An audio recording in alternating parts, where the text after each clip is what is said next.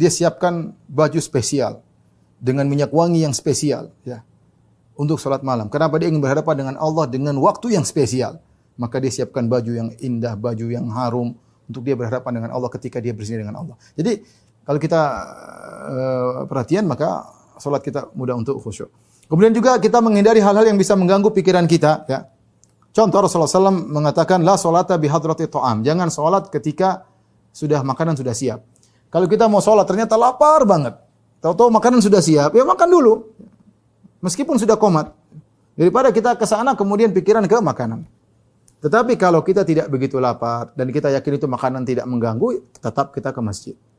Tapi kalau kita ada suatu kondisi kadang-kadang kita lapar, ya jangan kita pesan sama istri kita, sayang masa hadirkan pas qomat, ya jangan. Artinya memang qadarullah itu kita sedang lapar, sangat lapar, dan kalau kita pergi sholat terganggu maka kita makan dulu. Bahkan Ibnu Hazm mengatakan wajib kita makan dulu baru sholat. Meskipun sholat terlambat enggak ada masalah. Makan. Karena kalau kita sholat pikiran kita ke makanan maka ini mengganggu kekhusyuan. Demikian juga kata Nabi wala wa huwa yudafiul akhbathan. Dan jangan dia sholat dalam kondisi menahan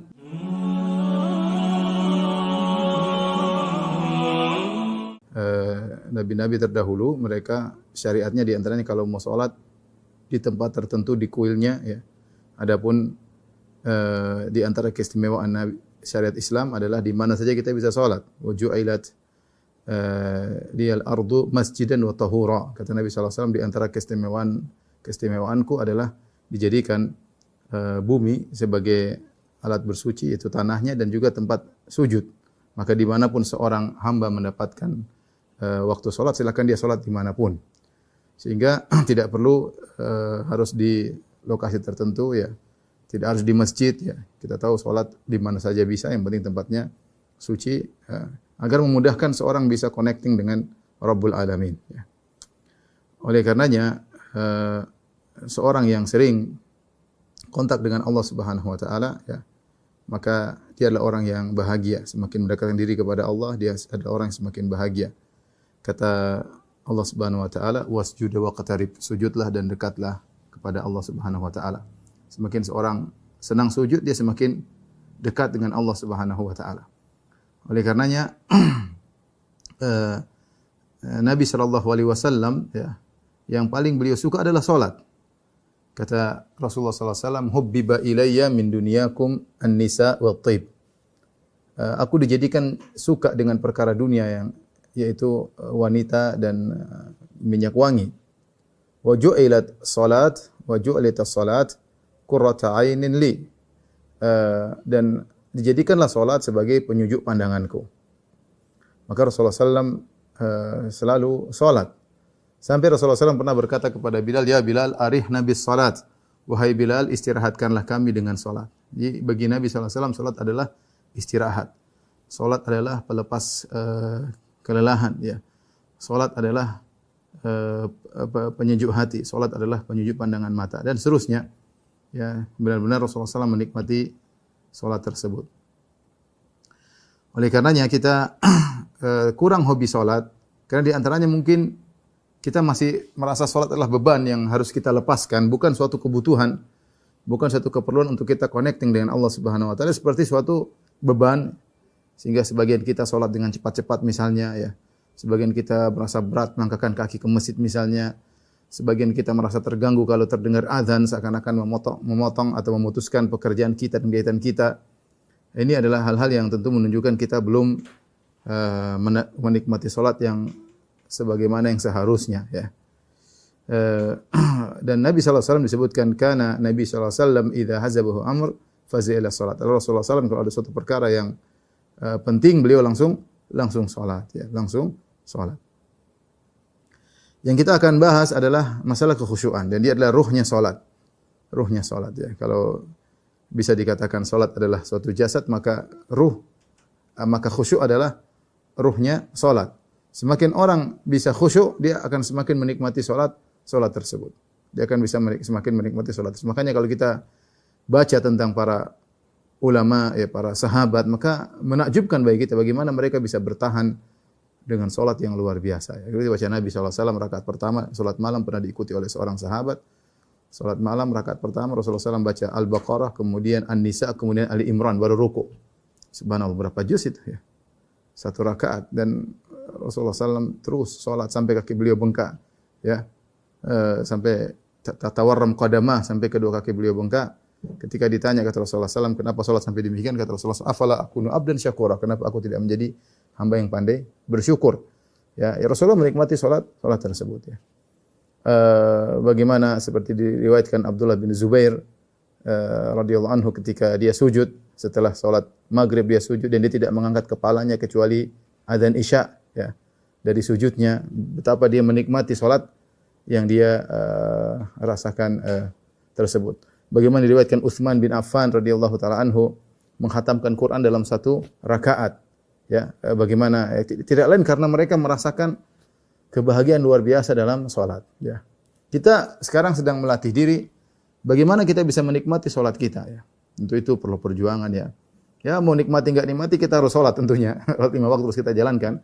Tapi kita ingin bagaimana agar kita bisa menikmati salat tersebut sehingga kita rindu untuk salat, kuat untuk salat sunnah, kuat untuk bangun malam karena ada kebahagiaan yang kita rasakan dalam salat tersebut. Di antara yang bisa membuat kita tentram ya, membuat kita ringan untuk salat adalah khusyuk ya. Makanya Allah mengatakan tentang salat, kata Allah Subhanahu wa taala, wa innaha lakabiratun illa 'alal khashi'in. Ya, bahwasanya berat ya seorang di antaranya untuk salat kecuali bagi orang-orang yang khusyuk. Orang yang khusyuk bagi mereka salat itu ringan. Saya rasa secara umum kita tahu makna khusyuk. Maksudnya khusyuk adalah ketentraman, ketenangan dalam salat, fokus dalam salat ya. Bahkan saya lihat beberapa kali ada iklan-iklan pelatihan khusyuk dalam salat. Saya enggak tahu apa yang mereka sampaikan ya. Apakah sesuai dengan syariat atau tidak, tapi ada pelatihan-pelatihan agar bisa khusyuk dalam salat ya. Ikhwan dan akhwat yang dirahmati Allah Subhanahu wa taala, khusyuk dalam bahasa Arab artinya khudu' yaitu rendah, tenang ya. Makanya Allah berfirman dalam Al-Qur'an, wa khashi'atil aswatu lirrahmani fala tasma'u illa hamsa. Kata Allah Subhanahu wa taala, maka suara-suara pada hari kiamat kelak di padang mahsyar, wa khashi'atil aswat, suara-suara menjadi rendah, tidak terdengar sama sekali ketika manusia dibangkitkan dalam kondisi sangat menakutkan, mata dalam jarak 1 mil tapi mereka diam ya. Kata Allah, fala tasma'u illa hamsa, kau tidak mendengar kecuali hamas. Hamas itu ada yang mengatakan hanyalah suara langkah kaki mereka di padang mahsyar atau suara bisik-bisik di antara mereka. Mereka tidak berani berbicara di hadapan Allah di hari yang sangat dahsyat tersebut. Jadi khusyuk artinya rendah, lemah ya, itu namanya khusyuk. Taib, ikhwan dan akhwat yang dirahmati Allah Subhanahu wa taala, sebelum kita berbicara tentang kiat-kiat untuk khusyuk, ya di antaranya kita bahas tentang keutamaan khusyuk ya, keutamaan khusyuk. Apa sih keutamaan khusyuk? Yang pertama, orang yang salatnya khusyuk adalah salah satu sifat dari pewaris surga Firdaus ya. Kita tahu surga Firdaus adalah surga yang paling tinggi. Yang kata Nabi sallallahu alaihi wasallam, "Idza sa'altumullaha fas'aluhul firdaus." Kalau kalian minta kepada Allah, mintalah surga Firdaus, fa innahu a'lal jannah. Sungguhnya surga Firdaus adalah surga yang paling tinggi. Ketika Allah berbicara tentang sifat-sifat orang mukminin yang mendapatkan surga Firdaus di awal dari surat Al-Mu'minun, kata Allah, qad aflahal mu'minun, sungguh beruntung orang-orang yang beriman. Di akhir ayat kata Allah, alladzina yarithunal firdausa hum fiha khalidun, yaitu orang-orang beriman tersebut mereka yang akan mewarisi surga Firdaus dan mereka kekal di dalamnya. Apa sifat-sifat mereka? Allah jelaskan. Qad aflahal mu'minun alladzina hum fi salatihim khashi'un walladzina hum 'anil lagwi mu'ridun walladzina hum lizakati fa'ilun ya. Walladzina hum li furujihim hafizun illa 'ala azwajihim aw ma malakat aymanuhum fa innahum ghairu malumin. Faman ibtagha wara'a dzalika fa ulaika humul 'adun. Walladzina hum li amanati ma'adihim ra'un. Walladzina hum 'ala salawatihim yuhafizun ulaika humul warithun. Alladzina yarithunal firdausa hum fiha khalidun. Kata Allah, sungguh beruntung orang-orang yang beriman. Sifat pertama yang Allah sebutkan yaitu alladzina fi salatihim khashi'un. Alladzina hum fi salatihim khashi'un. Orang-orang yang mereka khusyuk dalam salat mereka. Ini sifat pertama yang Allah sebutkan menunjukkan agungnya sifat khusyuk. Karena ketika Allah menyebutkan pewaris surga Firdaus, itu sifat yang pertama. Baru kemudian Allah sebutkan sifat yang lain, yang orang-orang yang mereka berpaling dari perkara sia-sia, orang-orang yang bayar zakat, orang-orang yang menjaga kemuliaan mereka, kecuali kepada istri dan budak-budak mereka. Ya, kemudian orang-orang yang menunaikan amanah dan orang-orang menjaga salat mereka, salat lima waktu mereka jaga, itulah orang-orang yang akan mewarisi surga Firdaus, ya. Oleh karena Ibnu Qayyim rahimahullahu taala, ya,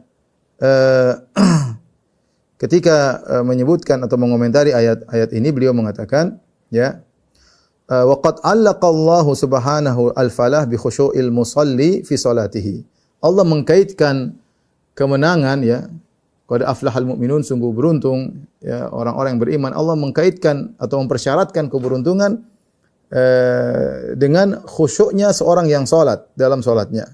Faman fatahu khusyu'us salati lam yakum min ahlil falah. Barang siapa yang tidak khusyuk dalam salatnya, ya, maka dia tidak akan termasuk orang-orang yang beruntung. Wa yastahilu husulul khusyuk' ma'al ajalah wan naqr qat'an. Tentu orang yang salatnya terburu-buru, kemudian seperti matuk-matuk burung gagak, maka orang ini mustahil, kata Ibnu Qayyim, mustahil dapat bisa khusyuk. Ya. Bal la yahsul khusyuk qat illa ma'at tuma'ninah. Dan tidak mungkin khusyuk bisa diperoleh kecuali dengan ketenangan, tuma'ninah. Wa kullama zada tuma'ninah izdada khusyu'an. Semakin seorang tenang maka semakin khusyuk. Wa kullama qala khusyu'u ishtaddat ajalatuhu hatta tasira harakatu yadayhi bimanzilatil abath alladhi la yashabuhu khusyu'un wala iqbalun 'alal ubudiyyah. Dan semakin sedikit khusyuk seorang, semakin tergesa-gesa gerakan salatnya, maka jadilah gerakan tangannya hanya seperti main-main yang tidak akan disertai dengan kekhusyuan dan tidak ada keseriusan fokus dalam ibadah dan tidak akan mengerti tentang hakikat dari peribadatan. Jadi ini keutamaan yang pertama, bahwasanya orang yang khusyuk ada salah satu dari ciri-ciri pewaris surga Firdaus. Oleh karenanya ikhwan dan akhwat yang dirahmati Allah Subhanahu wa taala, kalau antum tahu bahwasanya orang yang khusyuk adalah ciri penghuni surga Firdaus, maka berusaha. Jangan dianggap sepele, ya. Jangan dianggap sepele. Ya, kita kan salat sehari paling tidak 5 waktu. Masa kita salat gitu-gitu terus? Usaha meraih suatu metode salat yang khusyuk dan kita nikmati paling tidak 5 kali sehari. Kita nikmati. Dan kalau kita tidak khusyuk, bayangkan kita salat setahun, kualitasnya begitu-begitu saja, kita akan menyesal. Lain halnya kalau kita sudah berusaha berjuang khusyuk, kemudian itu kita pertahankan, atau paling tidak mayoritas kita bisa khusyuk, maka setahun ini akan berkah, berbeda dengan setahun sebelumnya yang kita sholat asal-asalan, yang penting melepaskan beban kewajiban sholat. Ya, maka seorang berusaha berjuang, ya, ketika Allah menyebutkan khusyuk ada ciri pertama orang yang masuk surga Firdaus, maka menunjukkan ini perkara besar di sisi Allah Subhanahu wa taala. Kemudian juga di antara keutamaan khusyuk, tadi sudah saya singgung, khusyuk memudahkan untuk semangat salat. Kata Allah, wasta'inu bis sabri was salat wa innaha lakabiratun illa 'alal khashiin.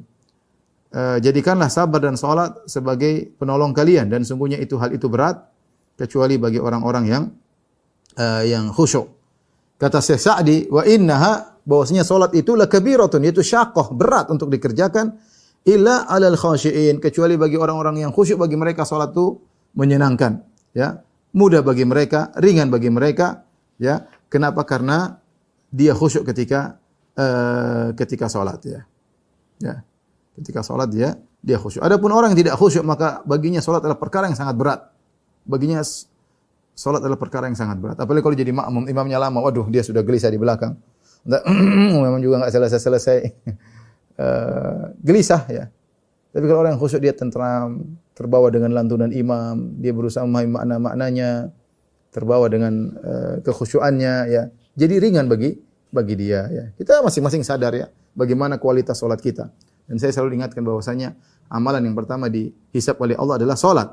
Jadi barometer, ya. Kalau salat baik maka baik pula yang lain, kalau salat buruk maka buruk pula yang lain. Maka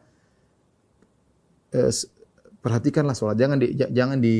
Artinya kita perhatian tentang menuntut ilmu, kita perhatian tentang zakat, kita perhatian tentang banyak ibadah, berbakti sama orang tua, kita perhatian baca Quran, kita berusaha mentajwidkan, tapi jangan lupa kita perhatian sama salat. Ini ibadah yang agung, yang kita paling minimal 5 kali kita connecting dengan Allah dengan salat tersebut. Kemudian keutamaan khusyuk. Khusyuk adalah penentu pahala salat seseorang. Khusyuk adalah penentu pahala salat seseorang.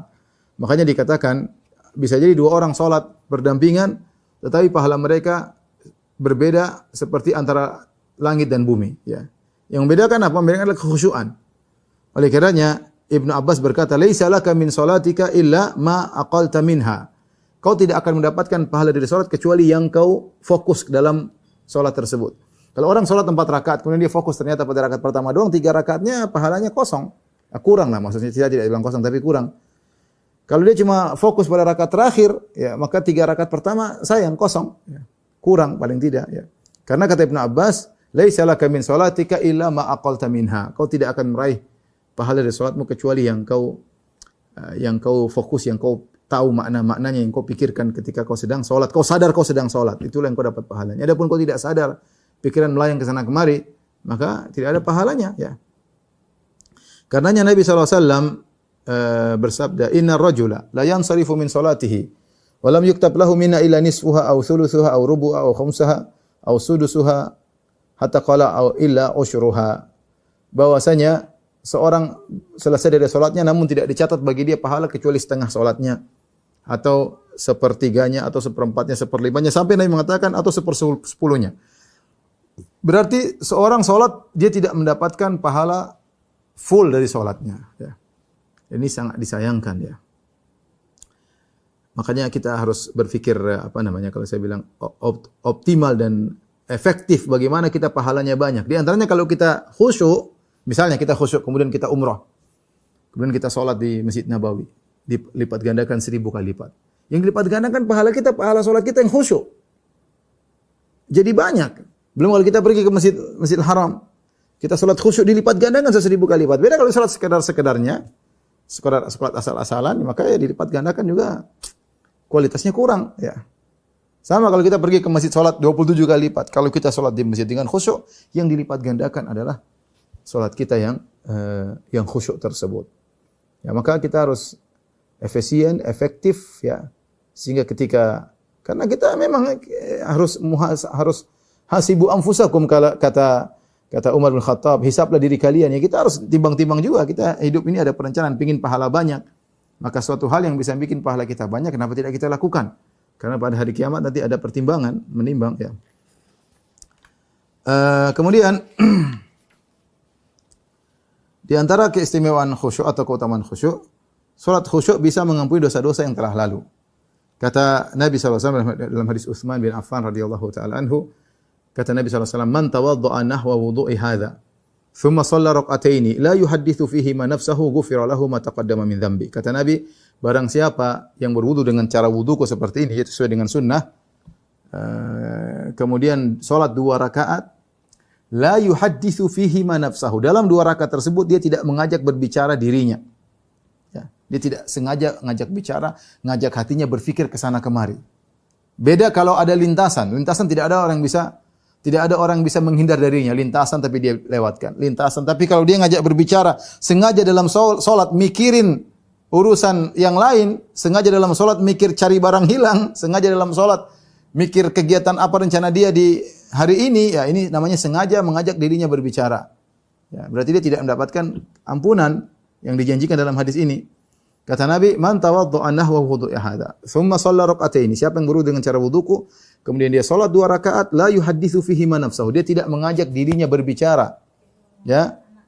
Ghufira lahu ma taqaddama min dzambi, maka diampuni dosa-dosa yang telah lalu. Ya, subhanallah. Pahala besar. Dosa kita banyak, ya. Dosa-dosa kecil kita banyak, ya. Besar juga ada, apalagi yang kecil arat-arat banyak sekali.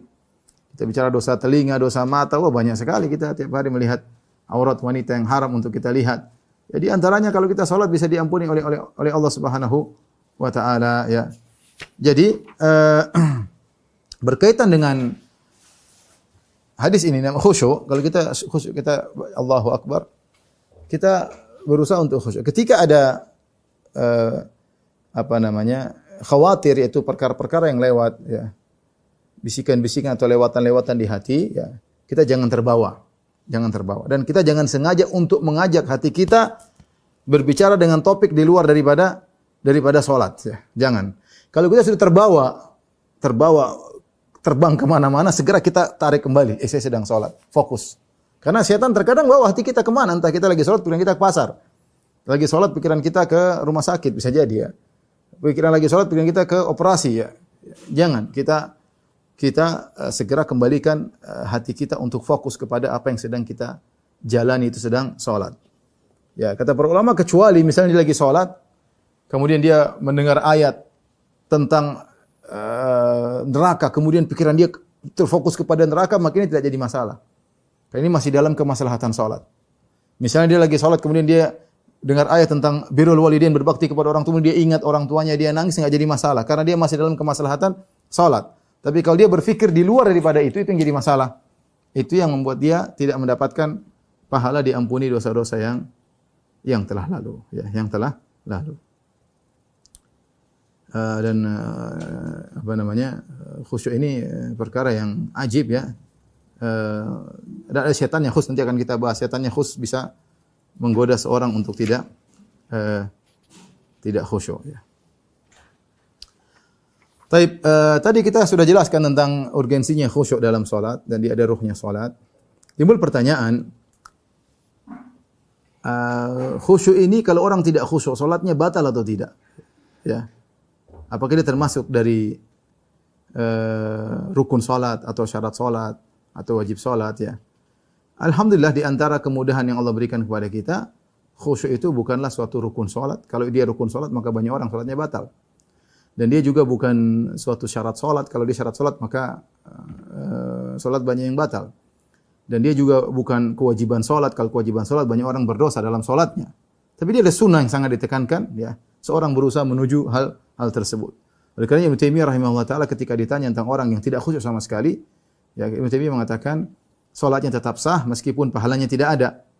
Oleh karena dalam satu hadis disebutkan bagaimana seorang sedang salat tiba-tiba datang syaitan mengatakan uzkur kadza sehingga dia ingat perkara dunia sampai dia lupa dia sudah salat berapa rakaat. Tapi Rasulullah SAW tidak menyuruh dia untuk mengulangi salat. Rasulullah SAW hanya mengatakan kepada orang yang lupa tentang salatnya untuk sujud sahwi.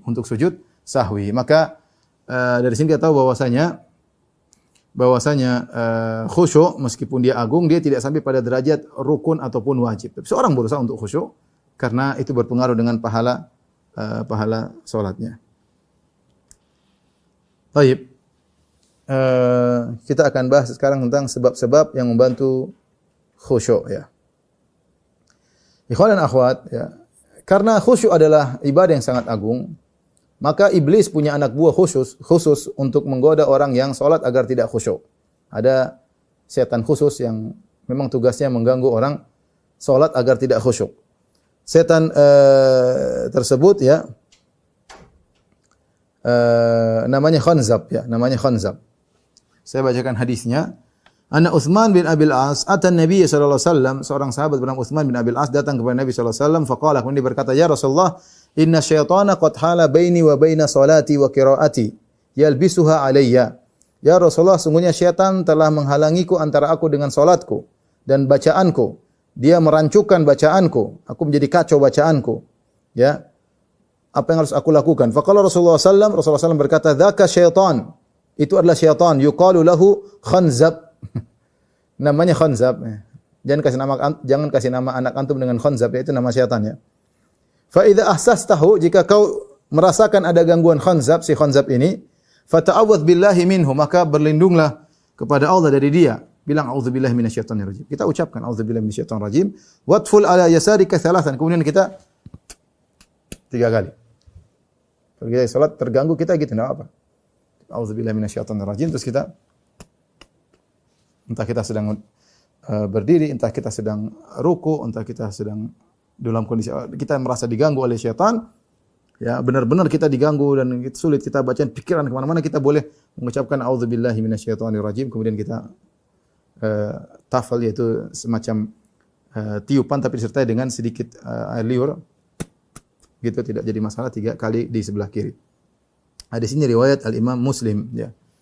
Kemudian juga Nabi bersabda, "Idza nudiya lis-salati adbara syaitan." Jika dikumandangkan azan, maka syaitan pun kabur. Syaitan tidak kuat dengar suara azan. Walahu dhurat. Dan dia sambil terkentut-kentut ketika mendengar azan ya. Ada yang mengatakan dia keluarkan suara kentut supaya dia tidak mendengar azan, agar dia dengar suara kentutnya. Cuma kita enggak dengar kentutnya ya. Dia kabur sambil terkentut-kentut. hatta la yasma' at-ta'dzin, yaitu agar dia tidak mendengar azan. Dia kentut dengan suara yang kentut yang besar agar dia tidak mendengar azan. Fa idza qada nida atau qudiyan nida'u, kalau selesai azan, akbal, dia pun datang. Dia datang boleh menggoda orang yang lagi nunggu salat, digoda, yang baca Quran digoda. Dia siap-siap menggoda. Hatta idza thuwiba bis salati adbar, ketika diiqamatkan salat dia kabur lagi. Hatta idza qudiyat tathwib akbal, jika selesai dari iqamat dia pun datang. Mulailah dia menjalankan tugas intinya menggoda orang yang sedang salat. Hatta yakhtara bainal mar'i wa nafsihi, sampai dia membisikkan, ya, memberikan bisikan-bisikan dalam hati seseorang. Yaqulu uzkur kadza, ingat ini. Uzkur kadza, ingat ini. Lima lam yakun yadhkuru, padahal sebelumnya dia tidak ingat. Hatta yadhalla rajulu la yadri kam shalla, sampai seorang tidak tahu berapa rakaat dia sudah salat. Ya. Ya. Setan sengaja ingat ini. Jadi terkadang barang hilang ketemu tatkala salat. Oh iya, subhanallah. Pas lagi salat baru kita ingat di mana barang kita hilang. Sebelum salat cari-cari enggak ketemu. Tapi sebenarnya setan lagi salat. Oh iya. Ini kita menyangka itu ilham dari Allah, padahal itu adalah adalah si khanzab yang sedang menggoda agar kita tidak fokus, ya. Agar kita tidak fokus dalam salat, sehingga kalau kita bilang, oh iya barang, udah kita lupa. Ketika itu fokus kita hilang dari Allah Subhanahu wa taala. Oh iya tadi barangnya di situ. Oh iya, aduh gimana. Sudah kita terbawa. Itu setan tidak ingin kita connecting dengan Allah Subhanahu wa taala. Kita tidak ingin, ya. Oleh karenanya terkadang seorang salat, Allahu Akbar, kemudian khanzab datang, kemudian dia pikir kemana-mana, tahu-tahu sudah tasyahud. Assalamualaikum, sudah selesai. Assalamualaikum warahmatullahi wabarakatuh. Dia tidak sadar, tahu-tahu sudah selesai. Enggak sadar. Karena hatinya sudah dibawa berjalan-jalan oleh khanzab kemana-mana. Si khanzab. Ya. Dan itu terjadi. Kita pun mungkin pernah merasakan demikian, ya. Ya. Tidak sadar kita sedang rakaat berapa, ya. Ya. Sampai saya sudah ceritakan ada bagaimana kisah lucu seorang syekh kemudian datang di Arab sana, kemudian dia masuk ke masjid, kemudian dia berkata kepada jamaah masjid, salat maghrib kalau tidak salah, dia bilang, siapa yang bisa sebutkan imam tadi rakaat pertama baca apa, saya kasih hadiah. Dia pegang mic imam, dia bilang setelah salat maghrib dia langsung maju ke depan, siapa yang bisa tahu imam tadi rakaat pertama baca surat apa, saya kasih hadiah. Enggak ada yang tahu. Mungkin ada yang tahu tapi malu. Lupa, ya, kadang sudah selesai maghrib, tadi imam baca rakaat pertama, lupa tadi surat apa ya? Rakaat kedua iya, apa ya? Nanti antum bisa coba, ya, nanti sama kawan-kawan kalau habis salat maghrib tanya, tadi imam baca surat apa? Siapa yang surat kedua, siapa yang tahu? Siapa yang bisa tahu, saya kasih hadiah. Sebenarnya orang tidak ada yang berani angkat tangan. Kata dia, jamaah, siapa yang bisa saya kasih hadiah? Ya, dia ingin tahu kekhusyuan orang. Mungkin ada yang tahu tapi malu-malu. Akhirnya anak kecil bilang, saya, Ami, Om, saya bisa. Ayo sini. Bikin malu orang-orang di sini. Apa rakaat pertama yang membaca? Anak kecil itu berkata, Al-Fatihah. Rakaat kedua apa? Al-Fatihah. Subhanallah, benar ya. Yang rakaat pertama kedua baca surat Al-Fatihah, ya. Padahal pertanyaan bukan itu. Tapi maksud saya ingin menyampaikan bahwasanya khusyuk itu memang tidak semudah yang kita bayangkan, karena ada syaitan khusus yang menggoda. Tapi bagaimana kiat-kiat bisa khusyuk? Ya, kiat-kiat banyak, ya. Kiat-kiat banyak. Tapi di antaranya yang saya tulis di sini, ya. Pertama, menghadirkan dalam diri bahwa ia sedang berhadapan dengan Allah Sang Maha Kuasa, ya. Dan ini yang disebut dengan ihsan, yaitu sadar bahwasanya kita di hadapan Allah dan Allah sedang melihat kita. Oleh karena derajat iman yang paling tinggi, derajat iman adalah Islam dulu, baru iman, baru ihsan. Mencapai derajat ihsan tidak mudah. Dan ketika Nabi menjelaskan tentang ihsan, Nabi berkata, "Anta'budallaha ka'annaka tarahu fa illam takun tarahu fa innahu yarak."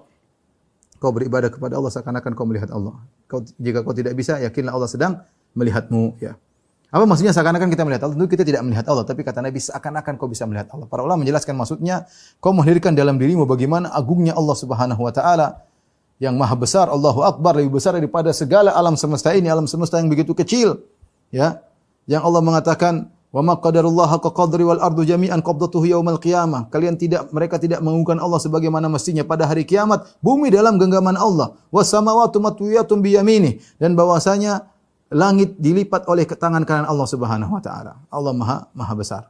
Ya. Bagaimana langit yang begitu luas, kita langit pertama yang kita lihat tidak tahu mana pangkalnya, mana ujungnya.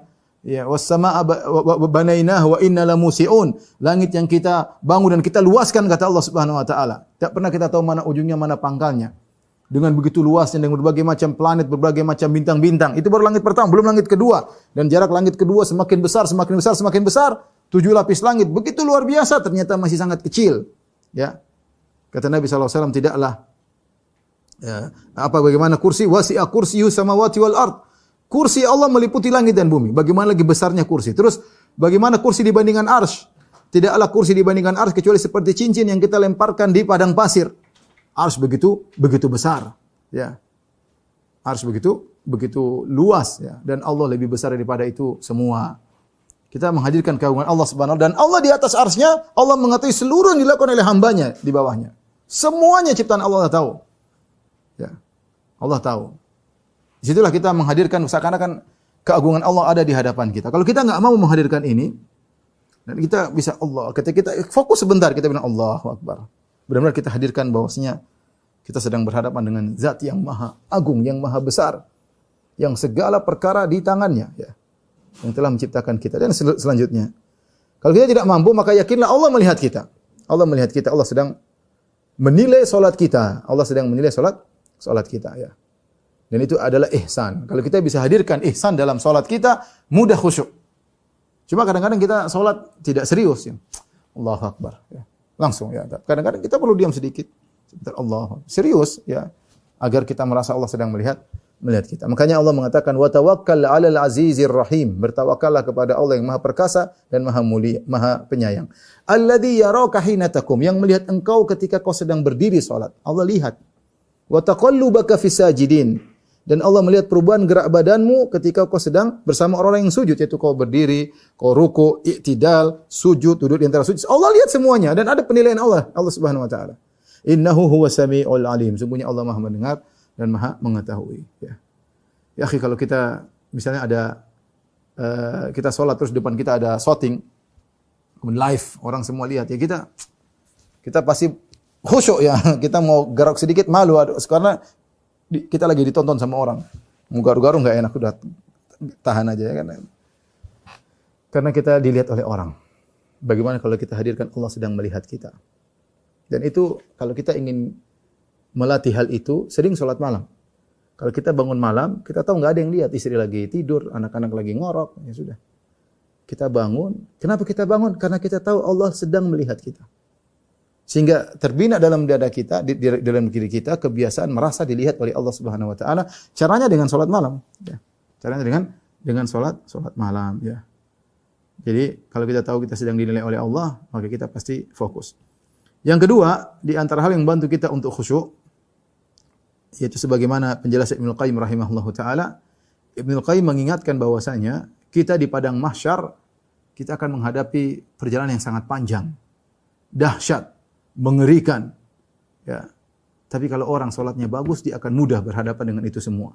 Dia akan mudah tatkala dihisab, dia akan mudah tatkala ditimbang, dia akan mudah tatkala melewati sirat. Syaratnya kamu ketika salat serius. Ibnu Qayyim berkata, lil abdi baina yadayillahi mauqifan. Seorang hamba di hadapan Allah ada dua posisi. Posisi pertama, mauqifun baina yadayhi fi salat. Dia berada di hadapan Allah ketika sedang salat. Yang kedua, mauqifun baina yadayhi yauma liqa'ihi. Yang kedua, posisi dia ketika dia sedang dihisab oleh Allah di hadapan Allah Subhanahu wa taala. Ya. Faman qama bihaqqil mauqifil awwal, barang siapa yang bisa bagus dalam posisi pertama ketika di dunia dan ketika sedang salat, huwina alaihi al-mauqiful akhar, maka akan dimudahkan bagi dia ketika di hadapan Allah. Karena dia sudah terbiasa ketika di dunia, dia terbiasa berhadapan dengan Allah dengan serius. Dia terbiasa berhadapan dengan Allah dengan mengagungkan Allah, maka dan itu perlu perjuangan. Barang siapa, kata Ibnu Qayyim rahimahullah taala, qama bihaqqil mauqifil awwal, dia benar-benar berdiri dengan fokus, huwina alaihi al-mauqifu al-akhar, maka akan dimudahkan bagi dia tatkala berhadapan dengan Allah Subhanahu wa taala. Wa man istahana bihadzal mauqif wa lam yuwaffihi, ya, haqqahu shuddida alaihi dzalikal mauqif. Barang siapa yang meremehkan kondisi dia ketika salat, dia meremehkan, menggampangkan, dia tidak tunaikan yang seharusnya, maka akan dipersulit pada hari kiamat kelak berhadapan dengan Allah Subhanahu wa taala. Allah berfirman, "Wa minal laili fasjud lahu wa sabbihu lailan tawila." Dan di malam hari sujudlah kepada Allah dan bertasbihlah lailan tawila, dengan waktu yang panjang. Kemudian kata Allah, inna haula'i yuhibbunal ajila. Adapun mereka orang-orang kafir, mereka ingin mendapatkan yang disegerakan, itu dunia. Wa yadharuna wara'ahum yawman tsaqila, dan mereka melupakan atau meninggalkan hari kemudian yang berat, kata Allah, yauman tsaqila, yaitu hari akhirat yang berat. Di sini Ibnu Qayyim mengambil istinbat, mengambil dalil tentang ayat ini. Berarti Allah buka ayat ini dengan mengatakan, wa minal laili fasjud lahu wasabbihu lailan tawila inna haula'i yuhibbunal ajilata wa yadharuna wara'ahum yauman tsaqila. Di malam hari sujudlah engkau, bertasbihlah yang banyak, ya. Kenapa? Ada orang-orang yang mereka ingin dapat dunia segera dan mereka melupakan hari akhirat, hari yang berat. Sehingga ketika dikaitkan hari yang berat dengan salat, menunjukkan orang yang salat dia akan merasakan ringan ketika bertemu dengan hari tersebut. Nah, ini yang membuat kita, mudah-mudahan motivasi kita untuk khusyuk ketika kita tahu bahwasanya salat kita sekarang ini berpengaruh dengan hisab kita pada hari kiamat kelak. Kemudian di antara hal yang membantu kita untuk khusyuk, kita menghadirkan dalam diri kita, kita sedang bermunajat, sedang berkomunikasi dengan Allah Subhanahu wa taala. Dalam Sahih Al-Bukhari, Nabi SAW bersabda, "Inna ahadakum idza qama fi salatihi fa innahu yunaji rabbahu." Sungguhnya salah seorang dari kalian ketika sedang berdiri salat, dia sedang bermunajat kepada Rabbnya. Munajat dalam bahasa Arab yaitu adalah al-kalam baina itsnaini sirran, yaitu omongan di antara dua pihak yang pelan-pelan. Itu namanya munajat. Dan benar, kita sedang bermunajat kepada Allah. Ketika antum sedang bermunajat, maka jangan pikiran kemana-mana, lihat sana, lihat sini. Kita kalau ngomong sama orang, apa kita serius kan? Serius. Ya. Allah perhatian dengan kita ya.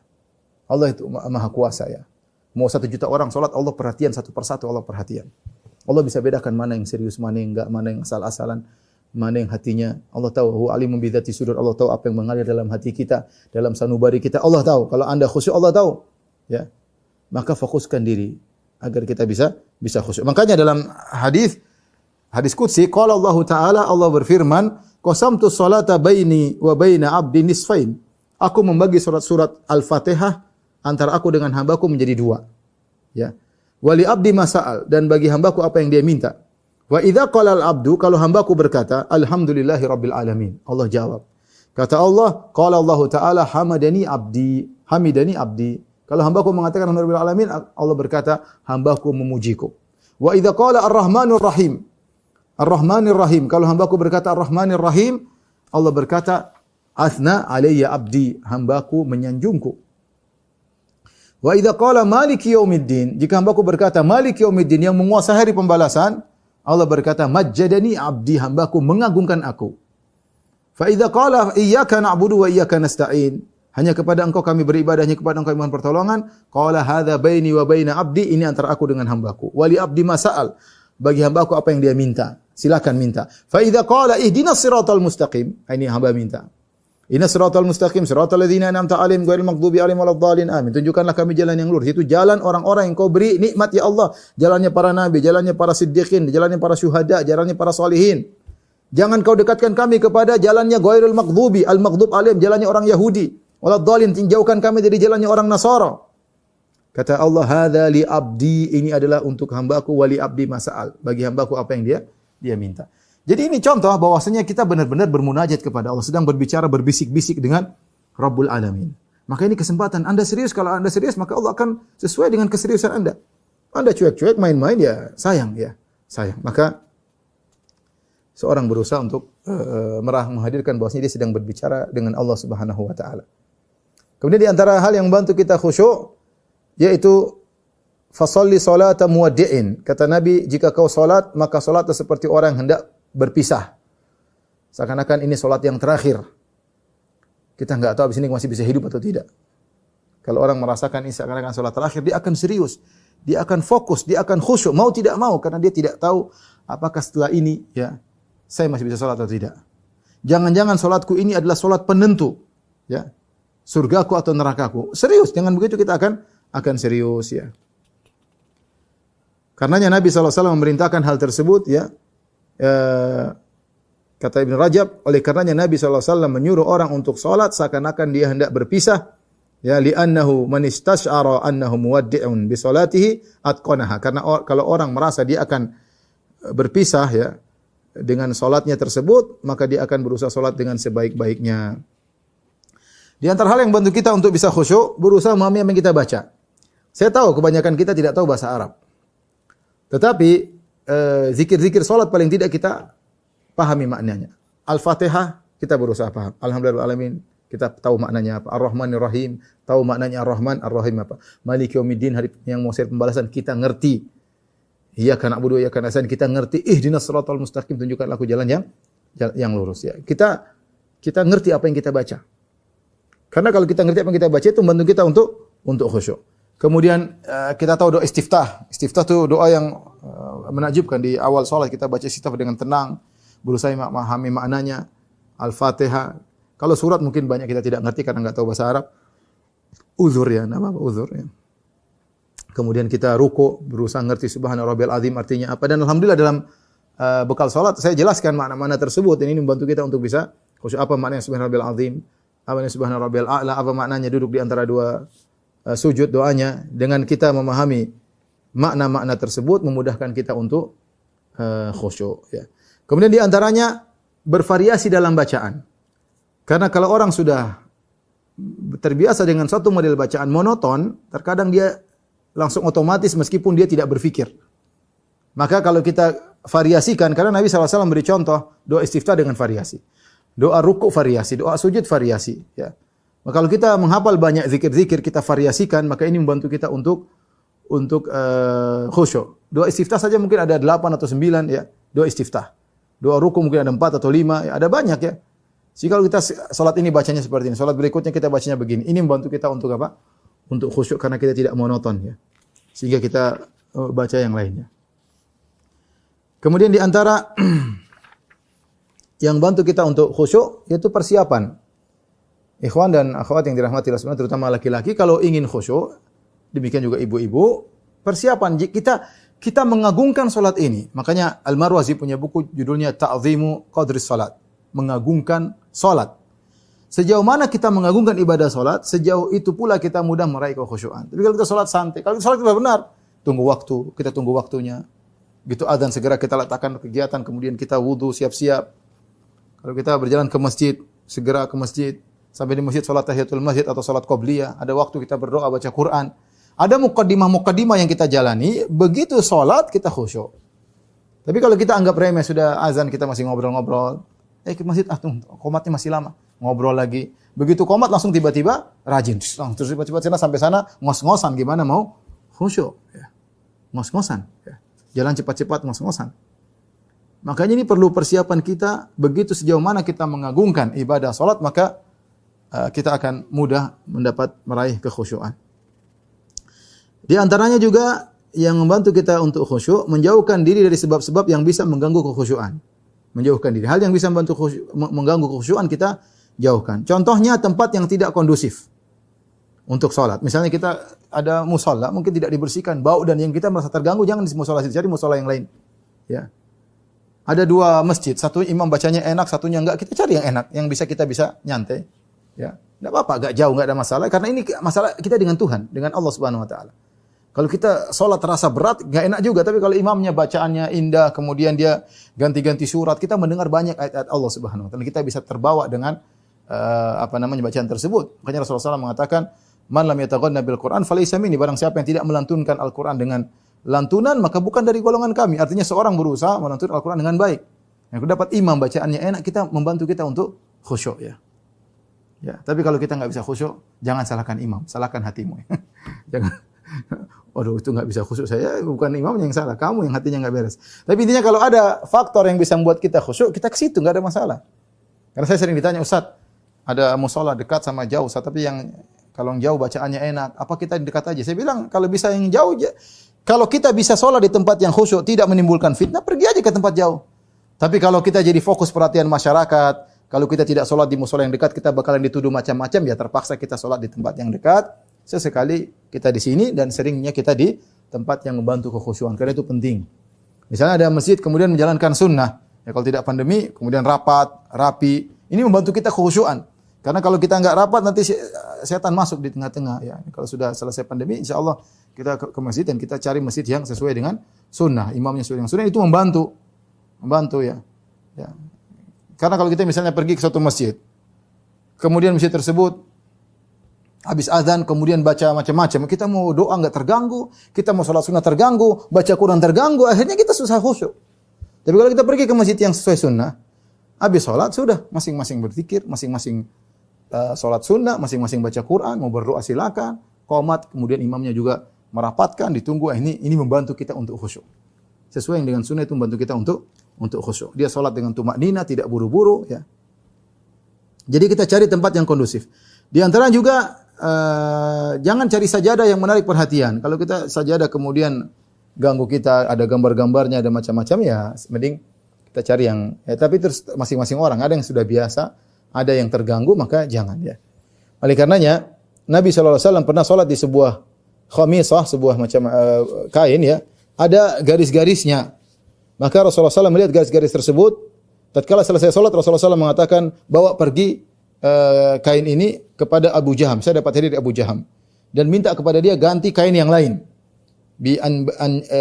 Anbijaniyah, ya, Abu Jaham. Minta ganti yang lain. Artinya Nabi mengembalikan hadiah tersebut bukan karena untuk menghinakan hadiah tersebut, tapi mengganggu salat. Maka Nabi minta yang lain. Tukar hadiahnya, ya. Kata Nabi, fa innaha alhatni anifan an salati. Ini tadi membuat aku lalai dari salatku, ya. Dalam riwayat yang lain kata Nabi, kuntu anzuru ila alami, aku melihat garis-garisnya, wa ana fi salati, sementara aku dalam salat, fa akhafu an taftinani, aku khawatir ini garis-garis mengganggu salatku. Ini jadi intinya cari tempat yang kondusif, ya. Pakaian yang kondusif, ya. Kalau kita misalnya kata Allah, khudzu zinatakum inda kulli salat, pakai baju yang rapi.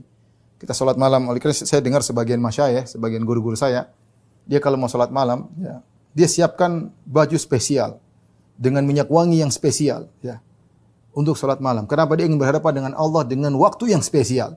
Maka dia siapkan baju yang indah, baju yang harum untuk dia berhadapan dengan Allah ketika dia bersini dengan Allah. Jadi kalau kita perhatian, maka salat kita mudah untuk khusyuk. Kemudian juga kita menghindari hal-hal yang bisa mengganggu pikiran kita, ya. Contoh, Rasulullah SAW mengatakan, la salata bihadrati ta'am. Jangan salat ketika sudah makanan sudah siap. Kalau kita mau sholat ternyata lapar banget, tahu-tahu makanan sudah siap, ya makan dulu, meskipun sudah qomat, daripada kita ke sana kemudian pikiran ke makanan. Tetapi kalau kita tidak begitu lapar dan kita yakin itu makanan tidak mengganggu, tetap kita ke masjid. Tapi kalau kita ada suatu kondisi, kadang-kadang kita lapar, ya, jangan kita pesan sama istri kita, sayang, masa hadirkan pas qomat, ya, jangan. Artinya memang qadarullah, itu kita sedang lapar, sangat lapar, dan kalau kita pergi sholat terganggu, maka kita makan dulu. Bahkan Ibnu Hazm mengatakan wajib kita makan dulu baru sholat. Meskipun sholat terlambat enggak ada masalah. Makan. Karena kalau kita sholat pikiran kita ke makanan, maka ini mengganggu kekhusyuan. Demikian juga kata Nabi, wala wa huwa yudafiul akhbathan. Dan jangan dia sholat dalam kondisi menahan BAB atau buang air kecil, menahan buang air kecil, menahan buang angin, dia tahan-tahan, ini mengganggu dia khusyuk. Kalau dia memang tidak kuat, maka dia batalkan. Balik lagi, enggak ada masalah. Dia tidak berkurang pahala sholat jamaahnya, enggak. Jadi daripada dia kemudian sholat, dia tahan-tahan, ya, sementara angin dalam ingin berhembus, dia tahan-tahan, dia tekan, akhirnya tekanan semakin tinggi, dan akhirnya terganggu. Terganggu, akhirnya dia belok kanan, belok kiri, supaya khusyuk, enggak bisa khusyuk, ya. Jadi berusaha untuk menghindarkan hal yang bisa mengganggu kita, mengganggu khusyuan kita. Kalau kita lagi sholat, terus ada orang lalu lalang depan kita, anak kecil mungkin lari kanan, lari kiri, apa yang kita lakukan? Para ulama mengatakan kalau ternyata larinya anak kecil di depan kita, mengganggu khusyuan kita, kita boleh sholat dalam kondisi tutup mata. Ini hukum asalnya makruh. Tetapi kalau memang benar-benar ada gangguan depan kita, lebih baik kita tutup mata agar bisa konsen daripada kita terganggu dengan lalu lalangnya anak tersebut. Karena terkadang di masjid ada yang lalu lalang, maka kita tidak apa-apa kita tutup mata. Jangan lupa kita fokus lihat ke bawah agar lebih mudah untuk konsen. Yang terakhir, ikhwan dan akhwat yang dirahmati Allah Subhanahu wa taala, jangan lupa berdoa agar bisa khusyuk. Di antaranya, Allahumma inna a'udzubika min ilmin la yanfa' wa min qalbin la yakhsha wa min nafsin la tashba' wa min du'ain la yusma'. Ya Allah, aku berlindung kepada Engkau dari ilmu yang tidak bermanfaat, dari hati yang tidak khusyuk, dari jiwa yang tidak pernah puas, dan dari doa yang tidak didengar. Jadi min qalbin la yakhsha. Allahumma inna a'udzubika min qalbin la yakhsha. Ya Allah, aku berlindung kepada Engkau dari hati yang tidak khusyuk. Minta kepada Allah, karena yang membolak-balikkan hati manusia adalah Allah Subhanahu wa taala. Jika Allah buat hati kita khusyuk, maka sangat mudah kita untuk khusyuk. Yang terakhir saya ingatkan, di antara hal yang sangat membantu untuk khusyuk, jaga pandangan, ya. Jaga pandangan, ya. Jaga pandangan. Orang ketika dia jaga pandangan, tahu yang haram dia segera tundukkan, insya Allah Allah berikan kelezatan dalam sholatnya. Kalau kita lihat realitas zaman sekarang, banyak di antara kita sholatnya rajin, bahkan tepat waktu, tapi hatinya masih lalai. Kadang mulut membaca bacaan sholat, sementara pikirannya melayang ke urusan pekerjaan, bisnis, atau bahkan media sosial. Ini tanda bahwa kita belum menyiapkan bekal sholat dengan baik. Bekal itu bukan hanya wudhu dan pakaian bersih, tapi juga hati yang siap bertemu dengan Allah. Kalau kita benar-benar sadar bahwa kita sedang berdiri di hadapan Rob yang Maha Agung, seharusnya kita merasa malu kalau hati kita sibuk dengan urusan dunia. Khusyuk itu memang sulit, tapi bukan mustahil. Dengan melatih diri, memahami makna bacaan, dan menjaga hati dari kesibukan dunia, perlahan sholat kita bisa lebih berkualitas. Bagi saya pribadi, belajar secara bekal sholat ini adalah investasi yang besar. Karena kalau sholat kita baik, maka seluruh amal yang lain akan ikut baik. Tapi kalau sholat kita rusak, maka amalan lain pun bisa berantakan. Barakallahu fikum.